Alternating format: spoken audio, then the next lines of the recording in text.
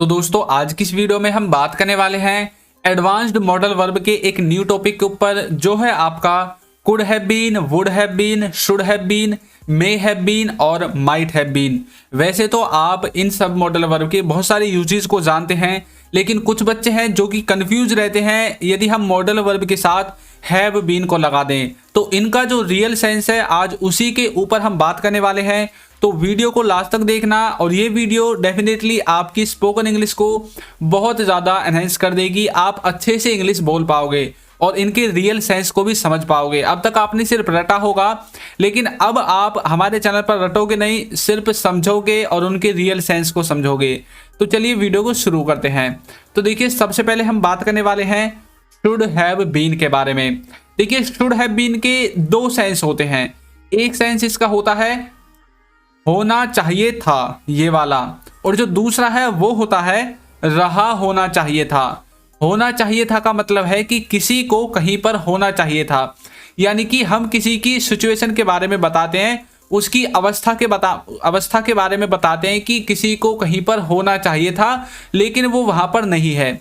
ये जो सब चीजें हैं, ये सब चीजें आपकी हुई नहीं हैं जिनमें आपका हैव बीन लगेगा मॉडल वर्ब के साथ। हम सिर्फ इसमें कल्पना करते हैं या फिर अपने हिसाब से जितना हम जानते हैं उसके हिसाब से अपनी बातों को, अपने सेंटेंसेस को बोलते हैं। यार उसे वहां होना चाहिए था, यार तुम्हें तो खेल रहा होना चाहिए था। तो इस तरह से हम अपनी अंडरस्टैंडिंग के अनुसार जो है अपने वाक्यों को बनाते हैं, लेकिन रियल सेंस में वो वहां पर होते ही नहीं है या फिर वो उस काम को कर ही नहीं रहे होते। तो इस तरह से आप शुड हैव बीन को दो तरह से समझोगे, होना चाहिए था और दूसरा होगा रहा होना चाहिए था। तो चलिए कुछ एग्जाम्पल की हेल्प से इसे अच्छे से समझते हैं। तो पहला है उसे घर होना चाहिए था, या फिर आप बोल सकते हैं उसे घर पर होना चाहिए था। तो कैसे बोलोगे? He should have been at home. इसका मतलब ये है कि वो घर पर है ही नहीं, तभी तो हमने उससे बोला कि भाई उसे घर पर होना चाहिए था। तो हमने ये क्यों बोला? क्योंकि वो घर पर है ही नहीं। तो मैंने अभी आपको थोड़ी देर पहले बताया था कि ये बातें रियल में नहीं होती हैं, लेकिन हमारी अंडरस्टैंडिंग के अनुसार किसी को कहीं पर होना चाहिए था या फिर कुछ कर रहा होना चाहिए था, उस वाला सेंस जो है इस तरह के स्ट्रक्चर्स में निकलता है। तो नेक्स्ट एग्जांपल देखिए, जो कि होगा रहा होना चाहिए था वाला। कैसे है? उसे खेल रहा होना चाहिए था। तो कैसे बोलोगे? He should have been playing। उसे खेल रहा होना चाहिए था। He should have been playing। इस तरह से। नेक्स्ट एग्जांपल देखिए, हमें पढ़ रहा होना चाहिए था। तो कैसे बोलेंगे? We should have been studying। इसका मतलब ये है कि हम पढ़ ही नहीं रहे, इसलिए तो हम बोल रहे हैं कि भाई हमें पढ़ रहा होना चाहिए था, लेकिन हम क्या कर रहे हैं? हम तो खेल रहे हैं, मस्ती कर रहे हैं, मौज मस्ती कर रहे हैं। तो इसीलिए जो कार्य कर रहा होना चाहिए था या फिर किसी को कहीं पर होना चाहिए था, उन दोनों ही सेंस में आपको यूज करना है शुड हैव बीन का। तो शुड हैव बीन आपके अच्छे से क्लियर हो गया होगा। तो चलिए नेक्स्ट देखते हैं। तो दोस्तों नेक्स्ट है हमारा could have been. Could have been को लेकर तो बहुत सारे बच्चों के दिमाग में जो है ये घुसता ही नहीं है। कुड हैव बीन का आज आप रियल सेंस जान जाओगे कि कुड हैव बीन का आखिर सेंस होता क्या है। तो वीडियो को देखिएगा लास्ट तक। तो देखिए, कुड हैव बीन का मतलब होता है हो सकती थी। अब आपने हो सकती थी तो कई चीजों में पढ़ा है जो कि कुड के द्वारा बनती है या फिर कैन के द्वारा भी कई बार बन जाती है, लेकिन ये हो सकती थी, इसका यहाँ पर रियल सेंस क्या है? तो देखिए, इसका यहाँ पर रियल सेंस है कोई चीज अभी और अच्छी हो सकती थी, यानी कि कोई चीज प्रेजेंट में और अच्छी हो सकती थी यदि आप उसमें पास्ट में मेहनत करते। आपको समझ में आ गया होगा। अब जैसे मैं बोलने लगूं कि आप मान लीजिए कोई लेटर लिख रहे हैं, तो लेटर में जो आपकी राइटिंग है ना वो बहुत ज़्यादा खराब है, और आप उसको लिखकर मेरे पास लेकर आ गए कि सर देखना ये कैसा लिखा हुआ है। तो मैं आपसे बोलूँगा कि इसे और अच्छे तरीके से लिखा जा सकता था, या फिर यह अभी और अच्छी हो सकती थी, लेकिन तुमने इसे की नहीं, तुमने ये कार्य किया नहीं। मैंने अभी आपको बताया था पहले कि ये कार्य होते नहीं है, लेकिन हमारी अंडरस्टैंडिंग के अनुसार ये ऐसा होना चाहिए था, ऐसा हो सकता था, इस तरह का सेंस निकलता है। तो आपको अच्छे से समझ में आ गया होगा मैं कहना क्या चाहता हूँ। कुड हैव बीन का मतलब होता है हो सकती थी और अच्छी और बेहतर, या फिर इसे और अच्छे तरीके से डिजाइन या फिर कार्य को किया जा सकता था। तो देखिए कैसे। पहला एग्जांपल है यह अभी और अच्छा हो सकता था अगर हम और तैयारी करते। तो हम मान लीजिए किसी पेपर की या फिर किसी एग्जाम की प्रिपरेशन कर रहे हैं और हम उसमें फेल हो गए, या फिर ऐसा हो सकता है कि हमारे मार्क्स हैं वो कम आ गए। अब हमारे घर वाले बोल रहे हैं हमसे कि यह अभी और अच्छा हो सकता था अगर हम और तैयारी करते, या फिर आपके फ्रेंड्स बोल रहे हैं कि यदि हम और तैयारी करते तो हमारे और ज़्यादा अच्छे मार्क्स आ सकते थे। तो यानी कि हम यदि पास्ट में कोई कार्य करते तो उसका प्रेजेंट पर, हमारे भविष्य पर, या फिर जो भी प्रेजेंट चल रहा है इस पर और अच्छा प्रभाव हो सकता था। तो देखिए, हो सकता था ये पास्ट में बेशक हमें लग रहा है, लेकिन ये असर तो हमारे प्रेजेंट को दिखा रहा है ना। तो देखिए, this could have been better if we had done more preparation. तो ये आपके कंडीशनल सेंटेंसेस के अंदर आते हैं। अब कंडीशनल सेंटेंसेस यदि आपको नहीं आते हैं तो आप हमारे चैनल पर विजिट कीजिए, बहुत अच्छे तरीके से मैंने समझाया हुआ है। प्लेलिस्ट में जाइएगा, कंडीशनल सेंटेंसेस वाली में, वहां पर आपको मिल जाएंगे।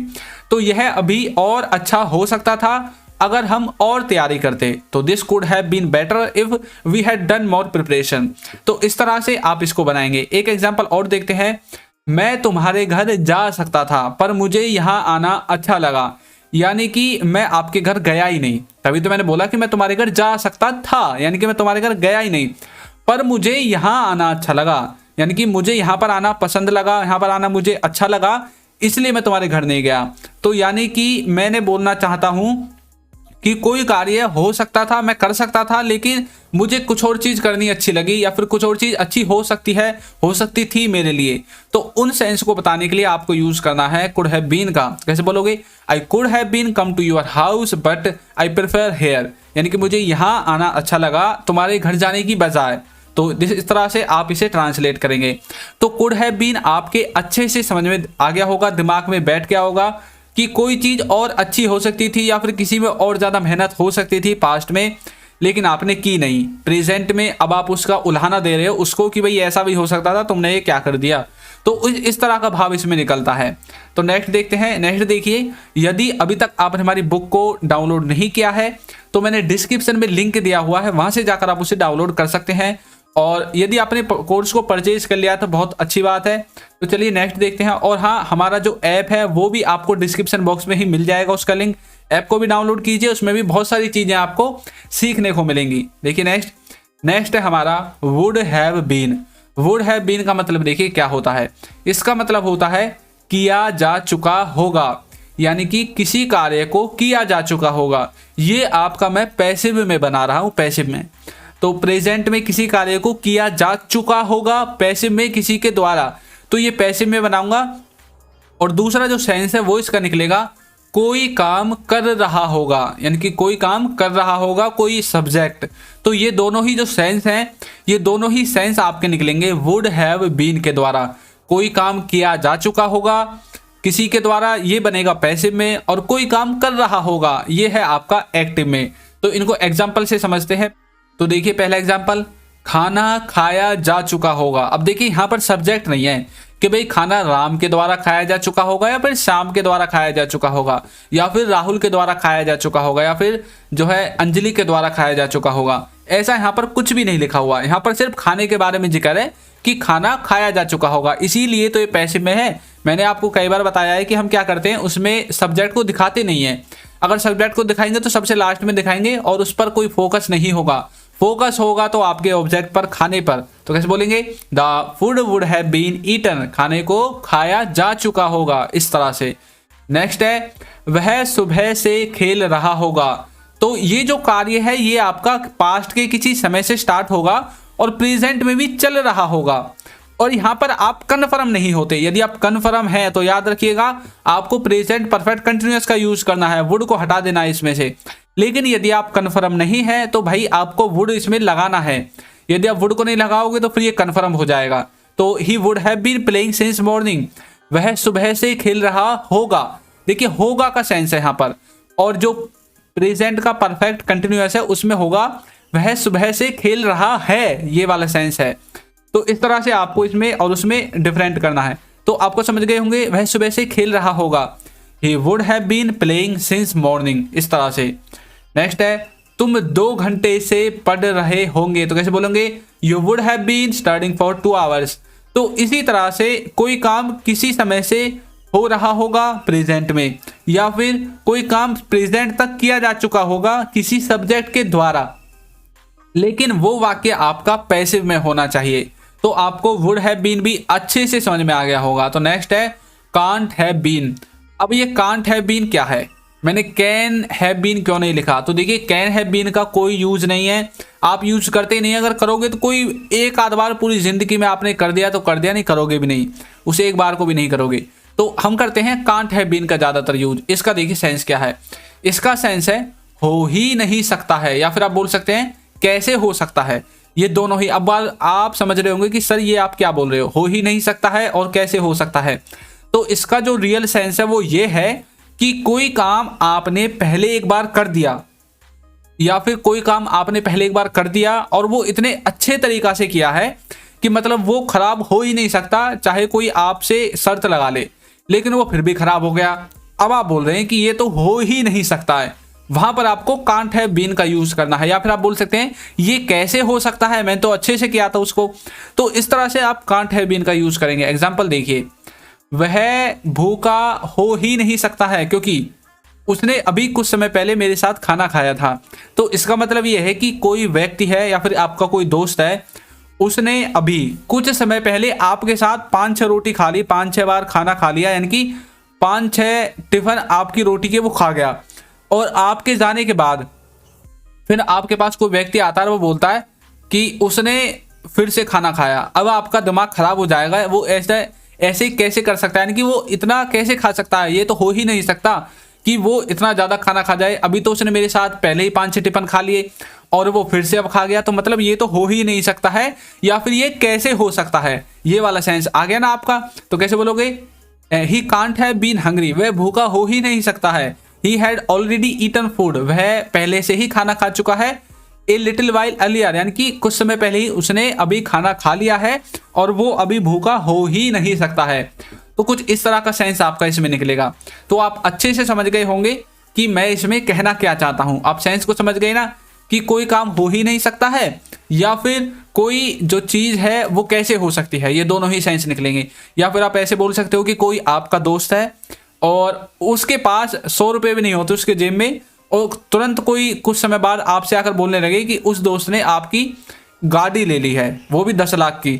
अब आप सोच रहे होंगे यार ये कैसे हो सकता है, या फिर ये हो ही नहीं सकता, अब तक तो उसके जेब में 100 रुपये नहीं थे और आज उसने 10 लाख की गाड़ी ले ली, तो मतलब ये तो नामुमकिन है आपके लिए। तो वो जो नामुमकिन है ना, उसी को बोलने के लिए आपको यूज करना है कांट हैव बीन का। तो अब आप अच्छे से समझ गए होंगे। तो नेक्स्ट देखते हैं। नेक्स्ट इसमें हमारा है may have been. May have been देखिए क्या है इसका मतलब। इसका मतलब है शायद होना चाहिए था। शायद यानी कि आप कंफर्म नहीं है। शायद वर्ड का मतलब ये है कि कंफर्म नहीं है, हमें कंफर्मेशन नहीं है कि ऐसा होगा या नहीं, लेकिन आप बोल रहे हैं शायद होना चाहिए था, शायद तुम्हें घर पर होना चाहिए था, इस तरह का भाव निकलेगा। देखिए एग्जाम्पल, पहला है शायद उसे घर पर होना चाहिए था, तो ऐसे बोलोगे he may have been at home. शायद उसे घर पर होना चाहिए था, he may have been at home. Next है देखिए, नेक्स्ट क्या है आपका इसमें, वह शायद खेल रहा होगा, तो कैसे बोलोगे he may have been playing.